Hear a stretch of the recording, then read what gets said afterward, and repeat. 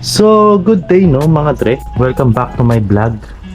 For today's video is ang pag-uusapan natin is kung ano nga ba yung mga natutunan natin sa pag-aalaga ng crayfish. So, ang share ko sa inyo yung mga natutunan natin. Simulan natin tong video na to. This is your boss, Boss Kayla Hobbyist, and welcome to my vlog. Boss Kyla.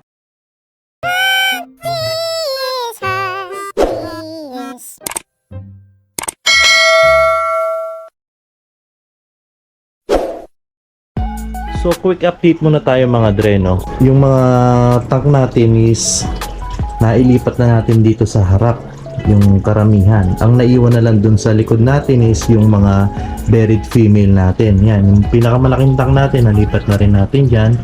Kalilipat lang ngayong umaga niyan, so kinukondisyon muna natin yung tubig bago natin lagyan ng crayfish. Yan. So ito yung puro male natin na crayfish yan.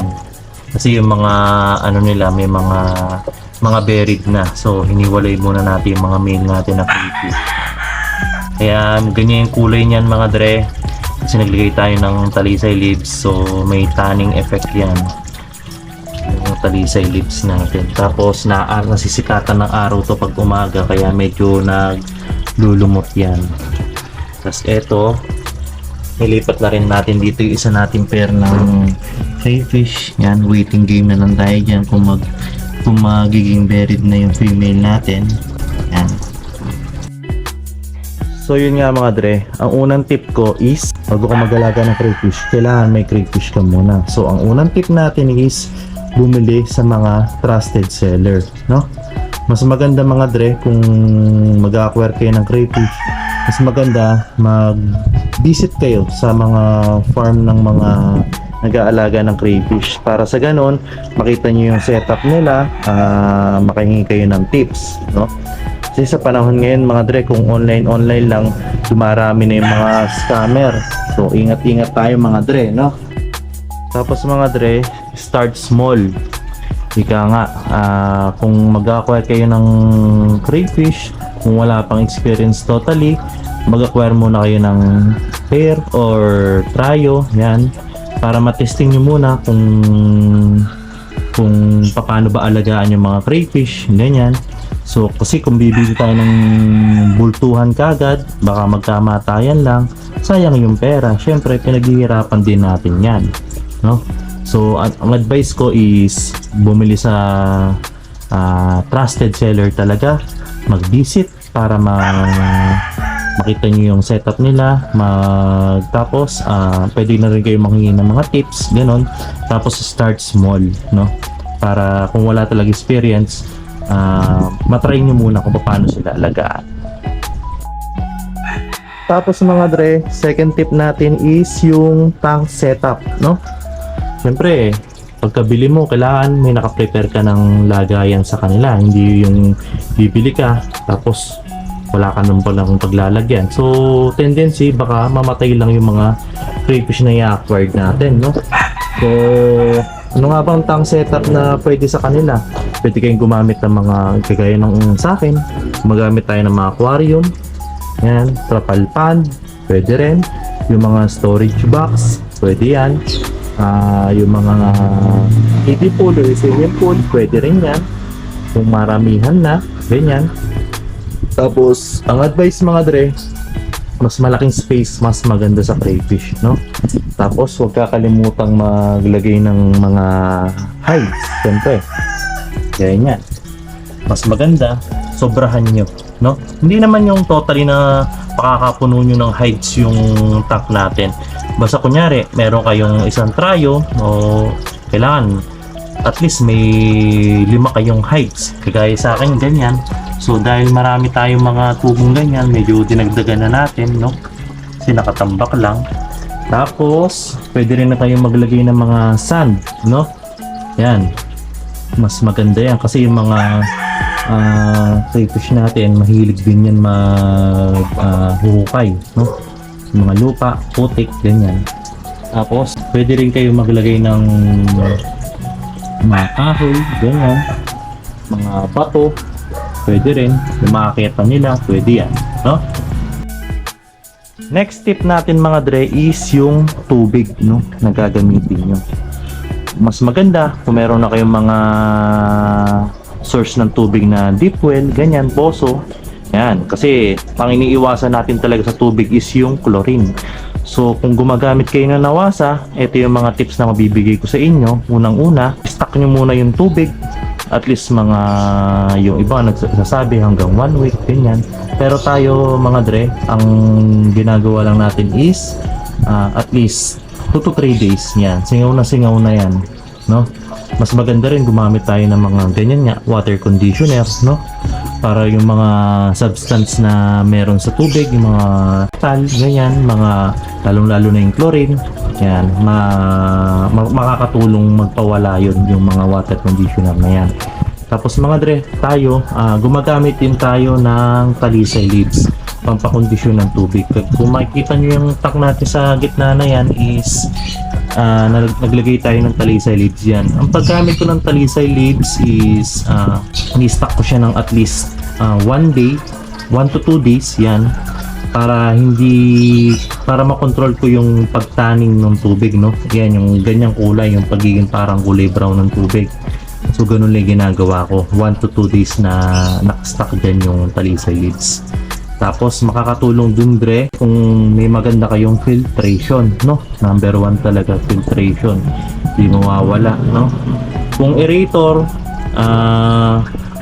lang gamit natin, yung mga airstone, kasi pag ganun lang ginamit nyo, medyo nai-stuck lang yung dumi sa tubig natin. So mas madalas kayo magpalit ng tubig ng pag ganun yung gamit nyo. Hindi gaya ng mga filtration na ganyan.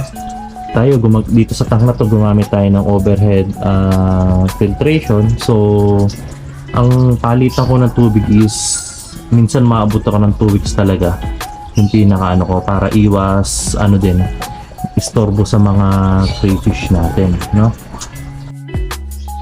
Tapos mga dre, next tip natin is yung pag-water change, no? So ako, ang advice ko talaga is not more than 50% ng pag-water change, no? Kasi pagka more than 50% ang pag-water change natin, pwedeng tas re-refill na natin ng panibago, pwedeng ma-water shock yung mga crayfish natin, no? Yan. Pwede nating napopromote natin pag-molt nila nun. Tapos siyempre kung medyo crowded ay yung tank natin, tapos lagi pa hinahawakan, pwedeng mauwi sa bad mold. Pwedeng mamatay yung mga crayfish natin, no? So yun nga. Ako magpapalit based on my experience, not more than 50% ang palit ng tubig, no? Yan. Tapos kung magpapalit kayo, di ba? Kunin niyo na rin yung sasaypon niyo na rin yung mga dumi-dumi diyan sa ilalim, yan. Tapos habang nagpapalit ng tubig. Tapos mga dre, sa feeding naman, yan. Ang advice ko is pakunti-kunti lang talaga. Talagang kukurot ka lang sa kung feeds yung ginagamit nyo, pakurot-kurot lang talaga. Tapos ang pakain natin is minsan kasi nalilate ako ng uwi, ito gabi talaga ang pakain natin, no? Between 5 to 7 PM ganyan ako nagpapakain ng crayfish natin. As of now, hindi na tayo namatayan, so tapos healthy pa yung mga crayfish natin.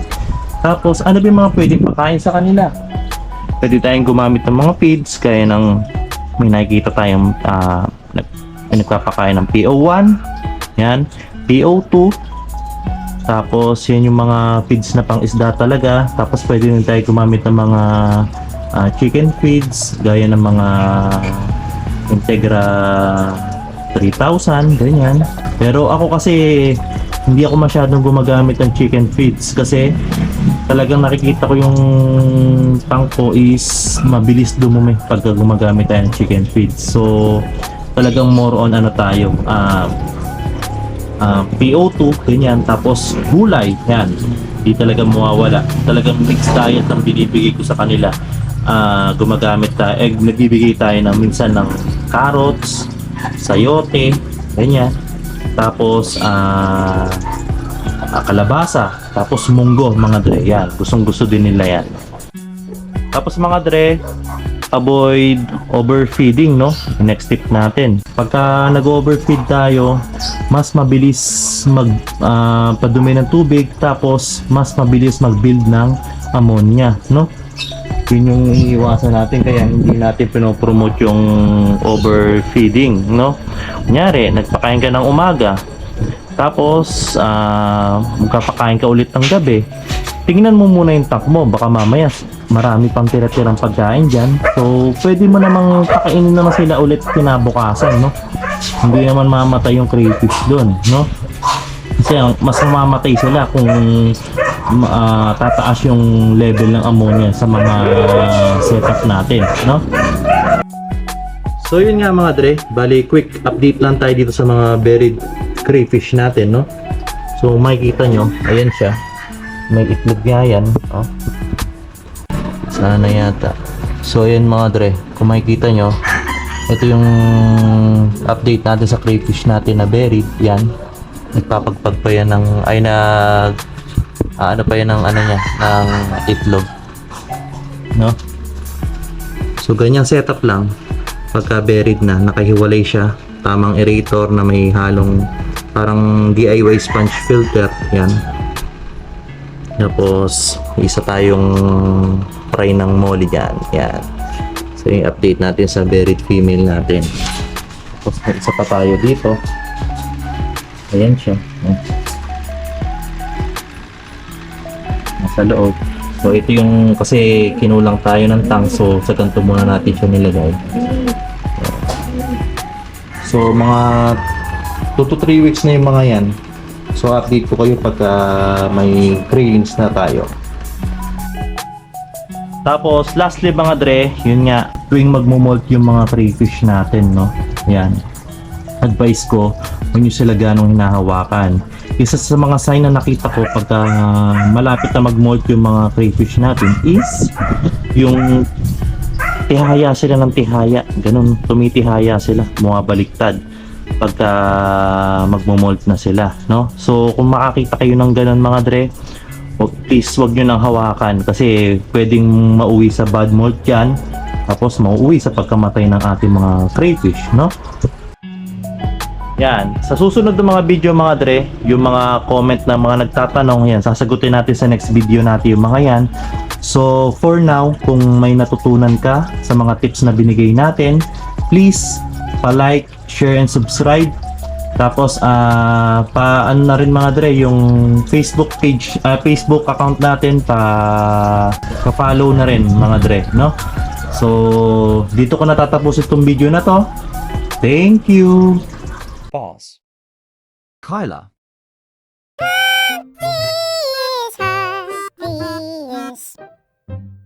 Let it, let it, let it, let it, let it, let it, bang, bang.